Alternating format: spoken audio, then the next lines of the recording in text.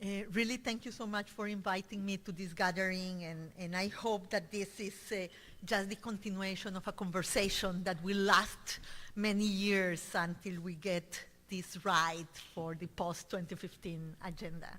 Nobody has the magic bullet, and so this has to be a process of dialogue and building consensus for the future. So let me start by saying that, in fact, there are three processes that need to be articulated properly in the next 3 years. First, and that's my first message, is that we have to continue the efforts to achieve the MDGs by 2015.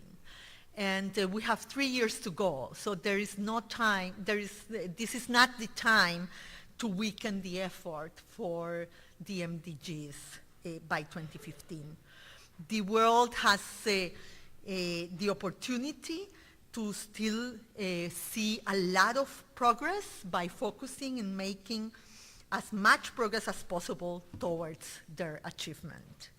So let's not keep the eye off the ball of the MDGs by starting the discussion on what happened next, and then weakening the government's also commitment or the international community commitment for the achievement of the MDGs that we have in place.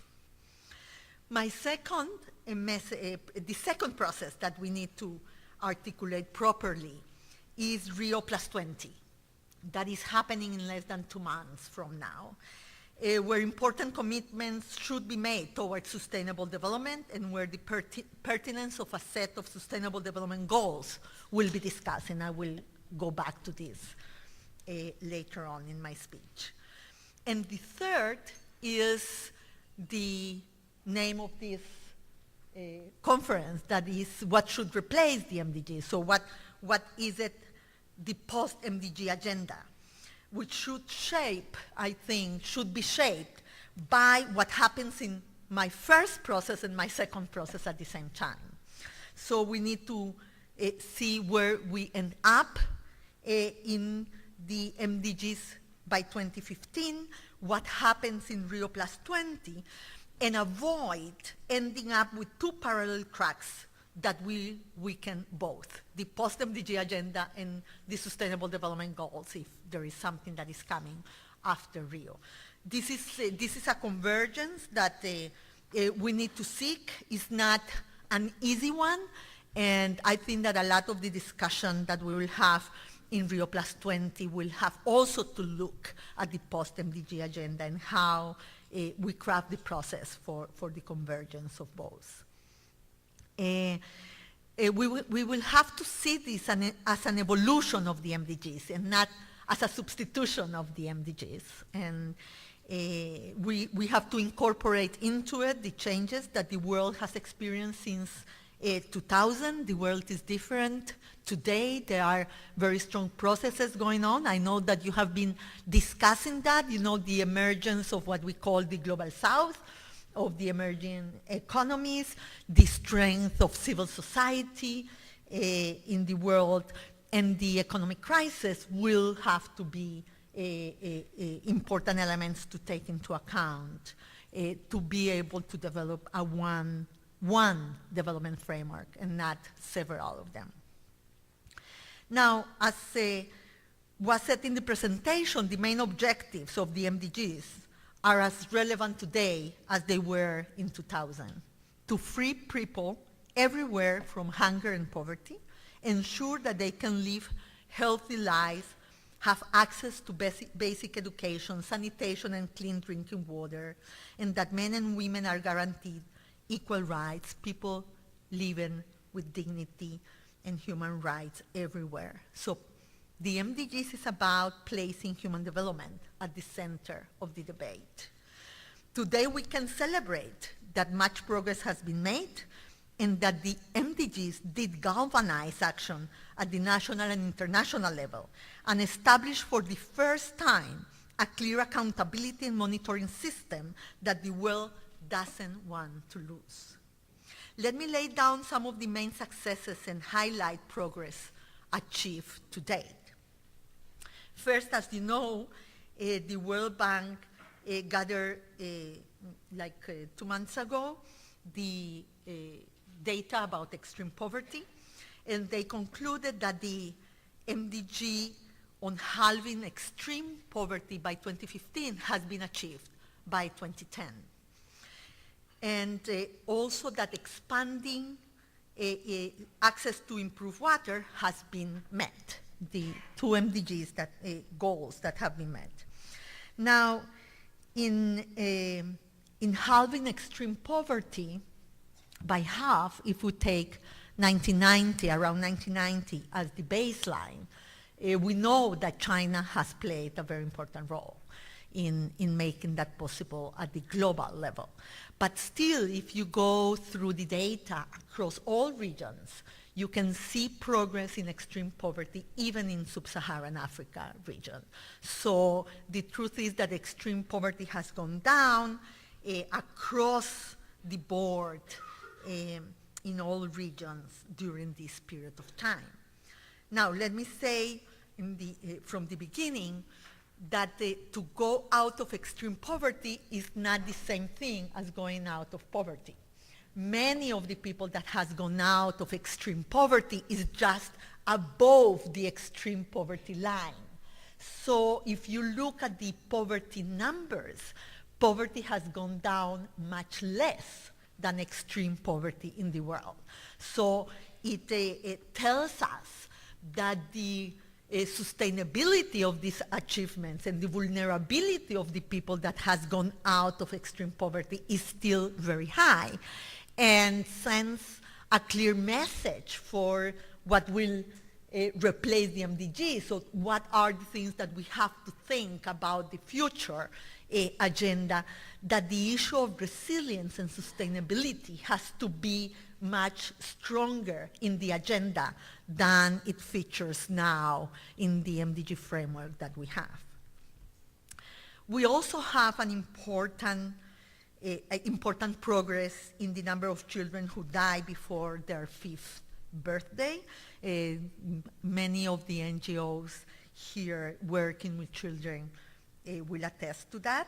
There is a decline from 12.4 million deaths of children under 5 in 1990 to 8.1 million in 2009. This means that nearly 12,000 fewer children die each day in the world. There has been significant progress in combating malaria and tuberculosis, and the numbers of people receiving antiretroviral therapy for HIV/AIDS increased 13-fold from 2004 to 2009. And some of the poorest countries have made the greatest strides in education. For example, Burundi, Rwanda, Samoa, St. Thomas and Prince, Togo, Tanzania have achieved or are nearing the goal of universal primary education. And across the globe, we are close to reaching gender parity in primary education. But we are still a long way from achieving some of the goals and targets, including, especially as you know, reducing maternal mortality and empowering women and girls.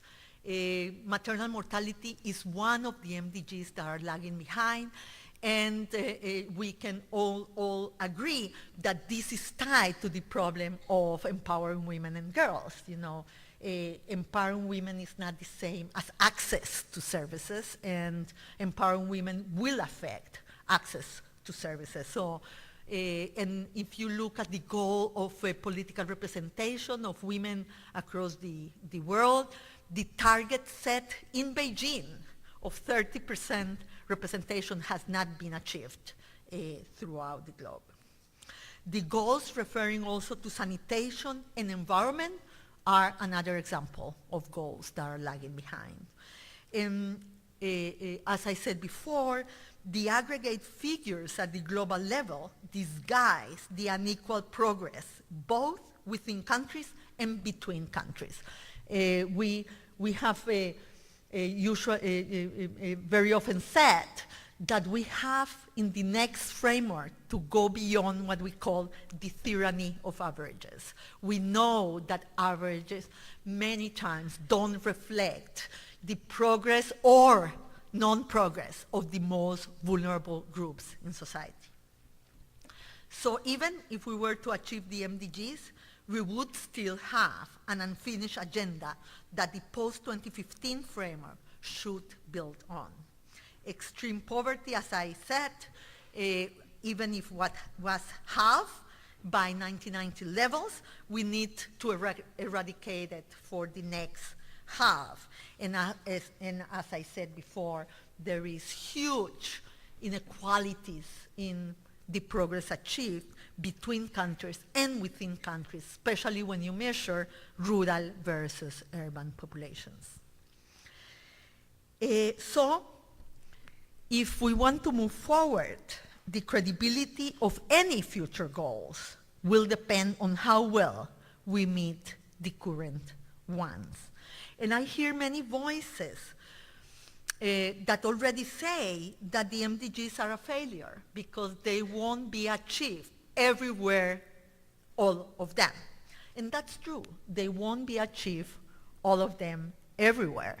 But the real question is if we will measure the MDGs by progress or by arithmetics. Is the measure of success only 100%? So we will have to choose between 0 and 100%. You know, if they were not there, it will be 0.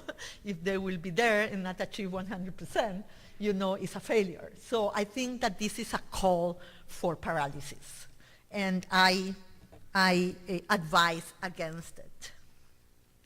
So we have to build on the next framework and agenda, thinking of what we haven't achieved and what we have learned from the MDGs, the good and the bad lessons, and I will refer to that in a moment.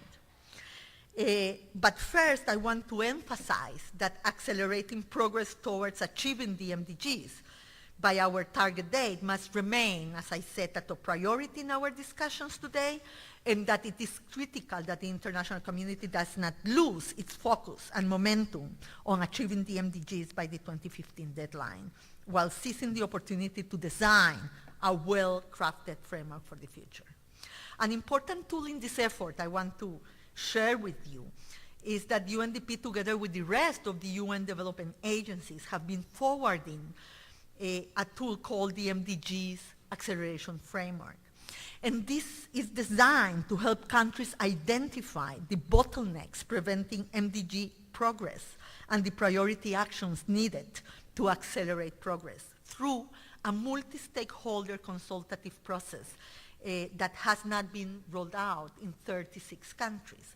And let me say that this has been very important because it is a multidisciplinary, intersectoral, multi-partner stakeholder approach.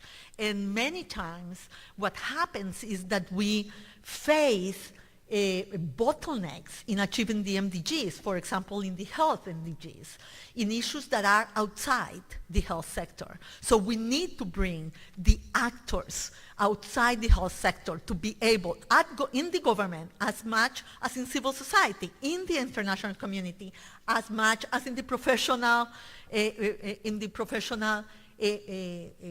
partners, to be able to remove the bottlenecks that are affecting and holding the MDGs behind schedule. The second thing that I want to share with you in terms of the design of the post-MDG framework is that it will be useful to reflect, as I said, in the successes and failures and the lessons learned from the MDG process. And first of all, foster a more transparent, participatory, and inclusive process, of which today's discussion is a good example.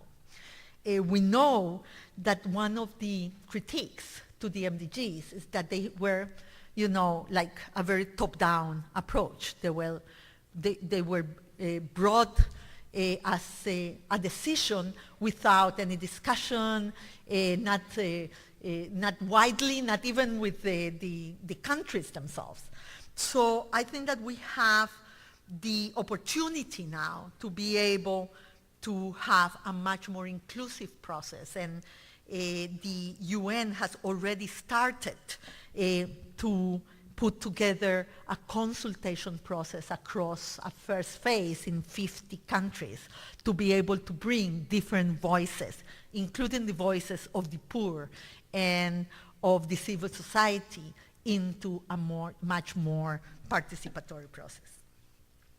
So what other criticism did the MDGs generate when they were decided?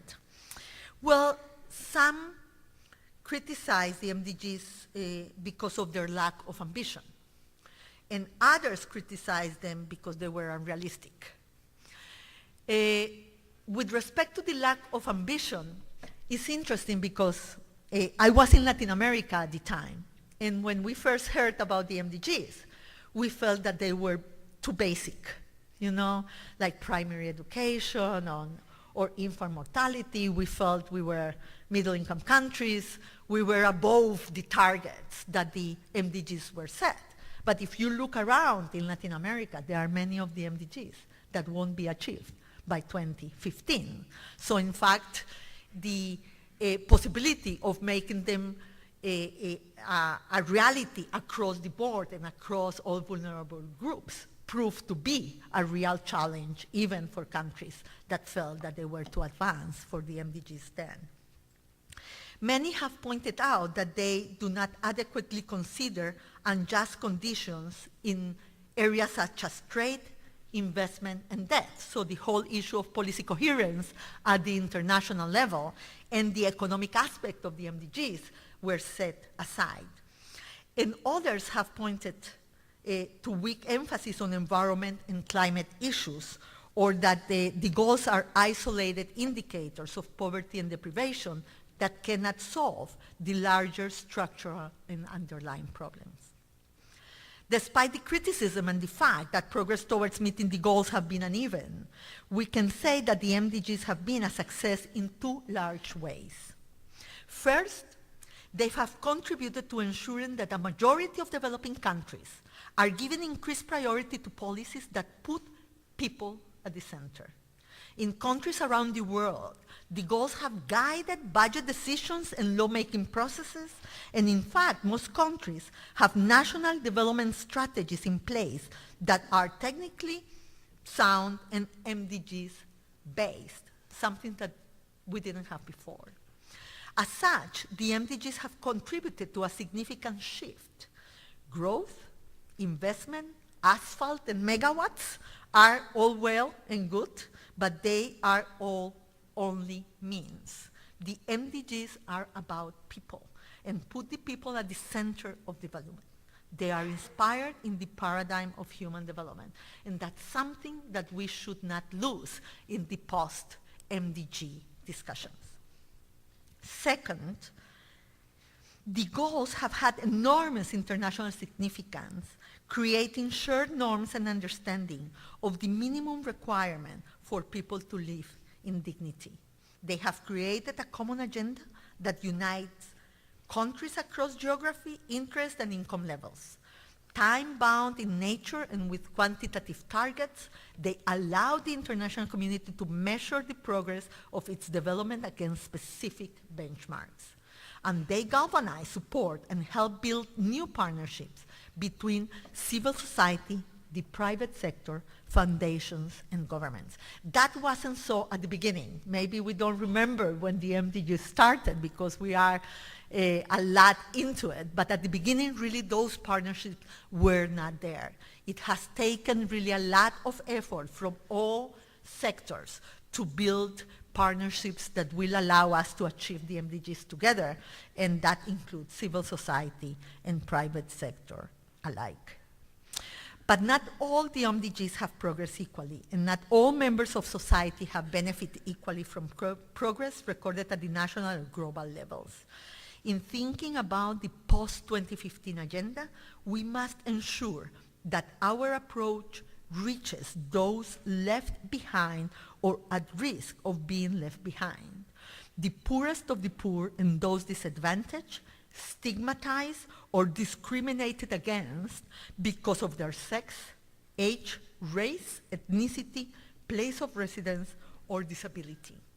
Fighting inequality must be seen as equally important as improving the lives of people on average, so that the inequality lens has to be very strongly bring in for the post-MDG decisions.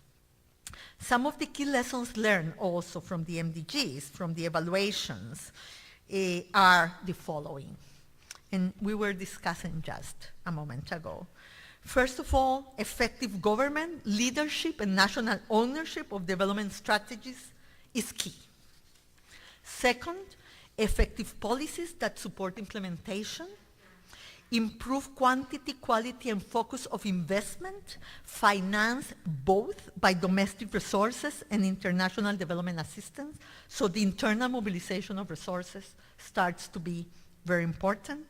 Appropriate institutional capacity to deliver quality services, civil society and community involvement and empowerment, effective global partnership, as I said before, and good governance by donors and recipients. These elements must reflect in our discussions on how to support development efforts in the future. At the same time, during the 2010 MDG Summit, the international community focused on what could be done to accelerate the MDGs, and as I said before, resilience and sustainability has to come very importantly into play.